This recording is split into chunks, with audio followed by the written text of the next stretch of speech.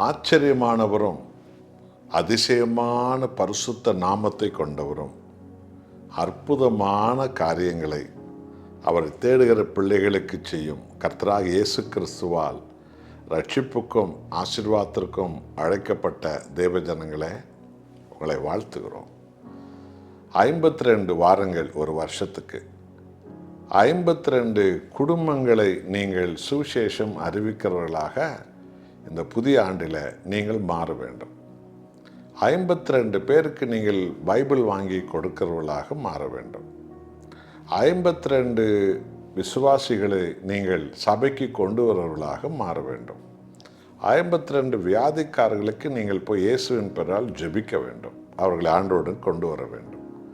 52 பிசாசால் பாவத்தால் பிடிக்கப்பட்ட வாழ தெரியாது இருக்கிறவர்களுக்கு ஆண்டவர் இயேசுவின் அன்பை சொல்லி அவர்களுக்கு ஜெபிக்க வேண்டும், சபைக்கு கொண்டு வர வேண்டும். ஏன்? ஆண்டவருடைய ஆவியானவர்களை நிரப்பும்போது 52 கிராமங்களில் நீங்கள் சபைகளை எழுப்ப காரணமாய் மாறுவீர்கள். கர்த்தர் உங்களை ஆசீர்வதிப்பாராக. அப்போஸ்தலர் 4ஆம் அதிகாரம் 13வது வசனத்தை பாருங்கள். பேதுருவும் யோவானும் பேசுகிற தைரியத்தை அவர்கள் கண்டு, அவர்கள் படிப்பறிவில்லாதவர்கள் என்றும் பேதமை உள்ளவர்கள் என்றும் அறிந்தபடியினால் ஆச்சரியப்பட்டு அவர்கள் இயேசுடனே கூட இருந்தவர்கள் என்று அறிந்து கொண்டார்கள். எத்தனை அற்புதமான ஒரு சாட்சி என்று விளங்குகிறதா? பரிசுத்த ஆவியால் அபிஷேகம் பெற்ற பேதுருவும் யோவானும் எருசலேமில் யூத மத தலைவர்கள் மத்தியில், யூத ஜனங்கள் மத்தியில் ஆண்டவராய் இயேசுவினுடைய பிறப்பையும், ஆண்டவராய் இயேசுவின் சிலுவை பாடுகளையும், ஆண்டவராய் இயேசுவினுடைய உயிர்த்தெழுதலையும் வல்லமையாக பலத்தோடு அபிஷேகத்தோடு போதிக்கிறார்கள். அங்கிருக்கிற அத்தனை ஆயிரம் ஜனங்களும் பேதுருவும் யோவானும் பேசுகிற ஞானத்தையும் தைரியத்தையும் கண்டு ஆச்சரியப்படுகிறார்கள். இவர்கள் படிப்பறிவு இல்லாதவர்கள் அல்லவா? பள்ளிக்கூடத்துக்கே இவர்கள் போகாதவர்கள் அல்லவா? பாமரர்கள் அல்லவா? பேதமை உள்ளவர்கள் அல்லவா? இவர்கள் மீனவர்கள் அல்லவா? அப்படி இருந்தும் இந்த வல்லமை, இந்த அதிகாரம் இவர்களுக்கு எங்கிருந்து வந்தது? ஆம், இவர்கள் ஆண்டவர் இயேசுவோடு கூட இருந்தார்கள். இயேசுவிடத்தில் இவர்கள் இருந்தவர்கள், இயேசுவோடு இருந்தவர்கள்.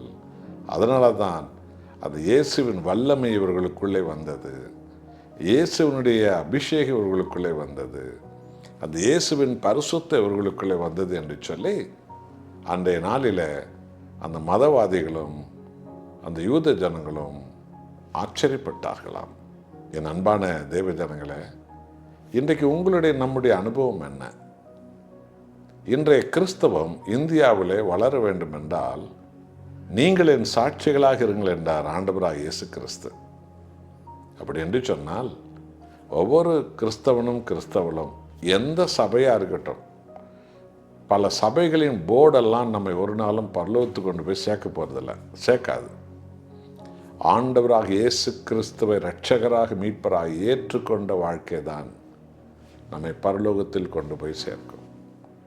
அப்படி என்று சொன்னால் நாம் இந்த சபையை சார்ந்தவர்கள், அந்த சபையை சார்ந்தவர்கள் என்று காட்டிக்கொள்வதில் ஒரு பிரயோஜனம் இல்லை. அதனால் ஒரு பிசாசும் பயப்பட போகிறது இல்லை. இவர்கள் ஆண்டவர் இயேசுவோடு கூட இருக்கிறவர்கள், இவர்கள் கர்த்தராகிய இயேசுவோடு கூட நடக்கிறவர்கள், இவர்கள் ஆண்டவராக இயேசு கிறிஸ்துவின் அபிஷேகம் பெற்றவர்கள், இவர்கள் ஆண்டவராக இயேசு கிறிஸ்துவை அணிந்தவர்கள், தேடியவர்கள். இவர்கள் பலன் என்ன? இவர்கள் ஆற்றல் என்ன? இவர்கள் ஜெபம் எப்படி? இவர்கள் பரிசுத்தம் எப்படி? இவர்கள் உத்தமம் எப்படி? இவங்க உண்மை உள்ள வாழ்க்கை எப்படி? இவர்களுடைய ஞானம் எப்படிப்பட்டது? இவர்களெல்லாம் சாதாரணமானவர்கள் அல்லவா? ஆனால் இந்த வல்லமையும் ஞானமும் தைரியமும் இயேசுவின் பெயரால் போ என்றால் பிசாசு ஓடுகிறதே. இந்த வல்லமை இவர்களுக்கு எப்படி வந்தது? இவர்கள் ஜெபிக்கும் போது வியாதிக்காரர்கள் சுகமாகிறார்களே, வேத வசனத்தை இன்னும் ஞானமாய் போதிக்கிறார்களே, எத்தனை பாடு வந்தாலும் உத்தமும் உண்மையுமா இருக்கிறார்களே.